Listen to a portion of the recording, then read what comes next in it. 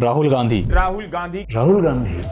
After Rahul Gandhi में नेता प्रतिपक्ष राहुल गांधी का कांग्रेस सांसद और लोकसभा में नेता प्रतिपक्ष राहुल गांधी ने कभी उन्हें पप्पू कहा गया, उनके ऊपर मीम्स बने, जोक्स बने, सोशल मीडिया पर उनका मजाक उड़ाया गया। राहुल जी आपको कार्टून लग रहे थे तब, अब संसद में आपके साथ बैठते हैं, आपके विचार थोड़े बदले।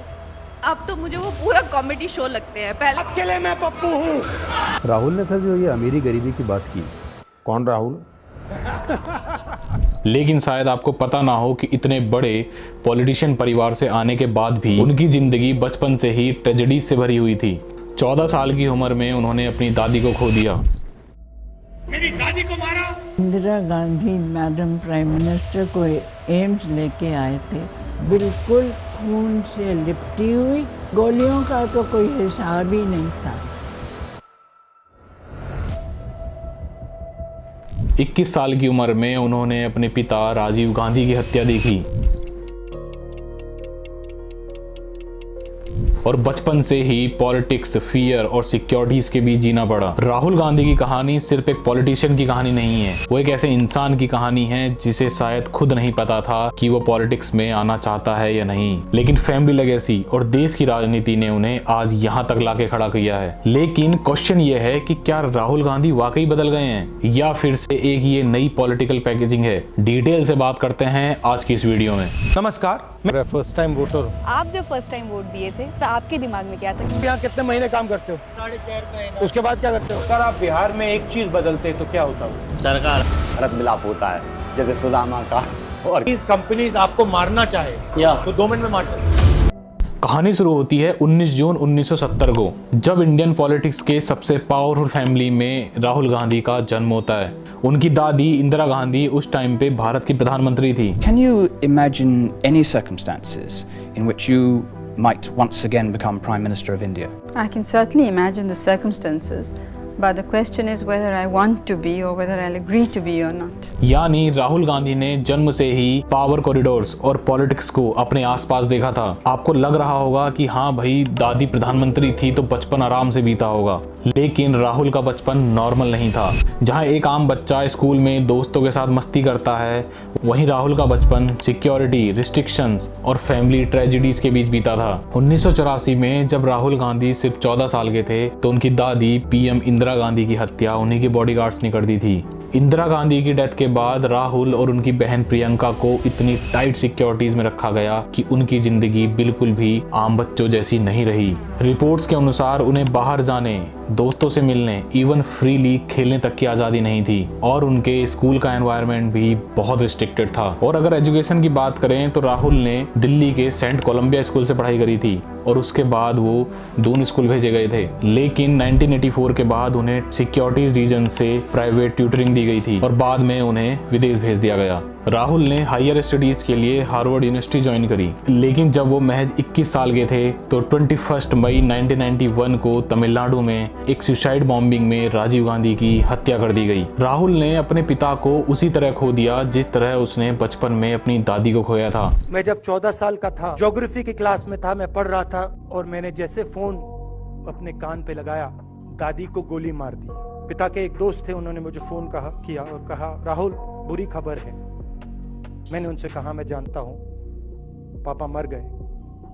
कहते हैं हाँ। और इसीलिए सिक्योरिटी रीजन की वजह से राहुल को हार्वर्ड यूनिवर्सिटी से रॉलिंस कॉलेज में ट्रांसफ़र कर दिया गया, जहां उन्होंने अपना ग्रेजुएशन पूरा किया। लेकिन राजीव गांधी की डेथ के बाद राहुल और प्रियंका पब्लिक लाइफ से पूरी तरह दूर चले गए। अब उनकी जिंदगी आम यंगस्टर जैसे बिल्कुल नहीं रही। उनके हर स्टेप पर एसपीजी कमांडो रहते थे और उनकी जिंदगी पूरी तरह रिस्ट्रिक्टेड हो गई। और यही वो फेज था जिसने राहुल गांधी के अंदर शाइनेस, हेजिटेशन और पब्लिक से डिस्टेंस पैदा कर दिया। लोगों ने हमेशा कहा कि राहुल गांधी बहुत रिजर्व्ड और कम बोलने वाले हैं, लेकिन शायद अब आपको पता है कि इन सब के पीछे उनकी जिंदगी की ट्रेजेडीज और फोर्स्ड सिक्योरिटी रीजंस थे। और इसी बैकड्रॉप में राहुल गांधी ने अपनी हायर एजुकेशन का रास्ता चुना और 1995 में डेवलपमेंट स्टडीज से उन्होंने अपना एमफिल पूरा किया। Then I went to Harvard University, There I was doing international relations and politics. And then there the same problem came when Papa died. There was a security issue there. Then I went to a college in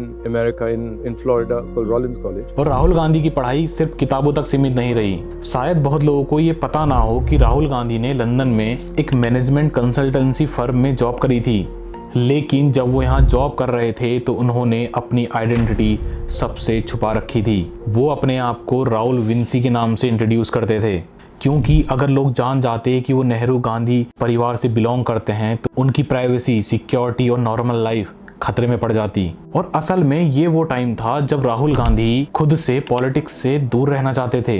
वो जानते थे कि अगर वो भारत लौटकर politics में entry लेते हैं तो सिक्योरिटी, मीडिया और अपोजिशन अटैक कभी खत्म नहीं होंगे। बट वो भारत लौट के आते हैं और 2003 तक आते आते कांग्रेस को एक नए लीडरशिप फेस की जरूरत थी। सोनिया गांधी अपने हेल्थ रीजंस की वजह से पीछे हट रही थी, तो हर जगह अब ये डिस्कशन स्टार्ट होने लगा कि क्या राहुल गांधी को अब पॉलिटिक्स में आना चाहिए। साल 2004 का टाइम आता है। कांग्रेस पार्टी लगातार कमजोर हो रही थी। उस समय सरकार बीजेपी की थी और सबको लग भी रहा था कि आने वाला चुनाव भी बीजेपी आराम से जीत जाएगी। इसी बीच गांधी फैमिली ने एक बड़ा डिसीजन लिया। राहुल गांधी अब अमेठी से चुनाव लड़ने वाले थे। अमेठी एक ऐसी सीट थी जो कांग्रेस का गढ़ मानी जाती थी। 1967 से यहाँ पर हर बार कांग्रेस ही जीती थी। इसीलिए 2004 में जब राहुल गांधी ने सबके सामने अपनी पहली स्पीच दी तो लोग उन्हें बहुत क्यूरियोसिटी से देख रहे थे, क्योंकि राहुल ऑक्सफोर्ड, कैम्ब्रिज एजुकेटेड एक यंग फेस थे।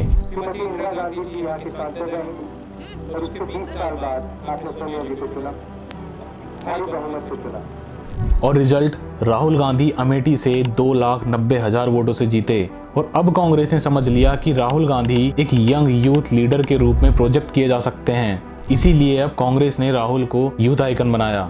और फिर राहुल गांधी ने दर्जनों रैलियां करी, लोगों से कनेक्ट करने की कोशिश करी। और जब 2009 में लोकसभा के इलेक्शन हुए तो कांग्रेस जीती और मनमोहन सिंह फिर से प्रधानमंत्री बने।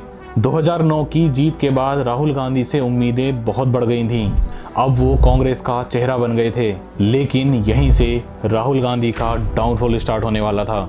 यूपीए सरकार पर लगातार करप्शन के आरोप लगने लगे। 2G spectrum scam, commonwealth game scam, coal allocation scam. देश भर में गुस्सा बढ़ने लगा था, लोग सड़कों पर उतरने लगे थे।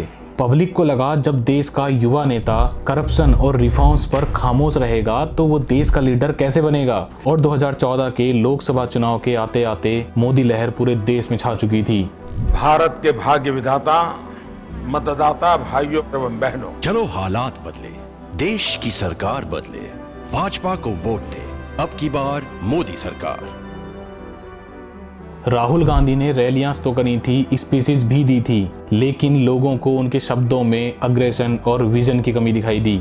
और नतीजा, बीजेपी ने एक हिस्टोरिकल जीत हासिल करी और कांग्रेस को ओनली 44 सीट्स ही मिली। और कांग्रेस की ये आज तक की सबसे बड़ी हार थी और इस हार का सिंबल बने राहुल गांधी।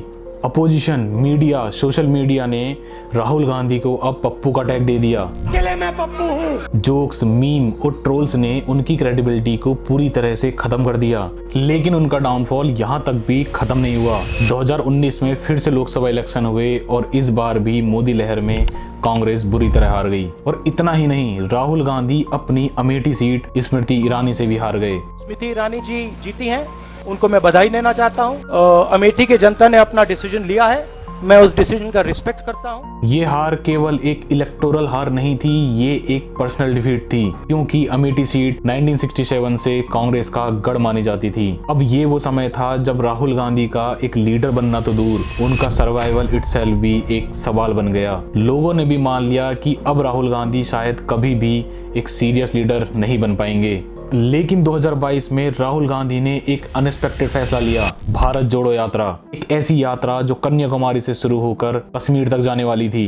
एक ऐसी पैदल यात्रा जो 3,500 किलोमीटर और 12 स्टेट्स को पार करने वाली थी। अब राहुल गांधी ने अपने आप को एक नेता के रूप में नहीं, एक व्हाइट टी शर्ट पहने एक ट्रैवलर के रूप में इंट्रोड्यूस किया। एक ऐसा ट्रैवलर जो बारिश में ट्रैवल कर रहा था, दिन रात लोगों से मिलना, किसान, मजदूर, हर तबके के आदमी से बात करना, यही वो चीजें थी जो राहुल गांधी की छवि को अब सुधारने लगी थी। और अभी हाल ही में वो बिहार में वोट अधिकार यात्रा निकाल रहे हैं और यहाँ से लोगों का नैरेटिव अब धीरे धीरे चेंज होने लगा। जहां लोग कभी राहुल गांधी के मीम्स पे और जोक्स पे हंसते थे, आज वही लोग उनको सीरियस लीडर मान रहे हैं। अब उनका टोन पार्लियामेंट की स्पीचेस में भी बदलने लगा। अब उनकी स्पीचेस में कॉन्फिडेंस, अग्रेशन और क्लैरिटी दिखने लगी। तो लोगों ने भी उनकी बात को अब सीरियस लेना स्टार्ट कर दिया। सोशल मीडिया पर अब उनकी जोक्स की जगह उनकी भारत जोड़ो यात्रा की रील्स वायरल होने लगी और लोग उन्हें अब नेक्स्ट पीएम कहने लगे हैं। और आज राहुल गांधी उस मुकाम पे खड़े हैं जहां पर उनकी कहानी पूरी तरीके से बदल चुकी है। आज वो प्रेजेंट गवर्नमेंट के सामने अपोजिशन के सबसे बड़े फेस बन चुके हैं। अब आप बताओ कि क्या राहुल गांधी ओनली अपोजिशन का फेस बन के रहेंगे या फिर इन फ्यूचर वो अल्टरनेटिव लीडर के तौर पे सामने आएंगे? कमेंट करके जरूर बताओ। और अगर आपको ये वीडियो पसंद आती है और अगर आप ये देखना चाहते हैं कि अंबानी और अडानी हमारे देश को कैसे रूल कर रहे हैं, तो आप इस आई बटन पर क्लिक करके देख सकते हैं। मिलते हैं किसी ऐसी डिटेल्ड वीडियो में। Till then stay curious and keep unfolding सागाज।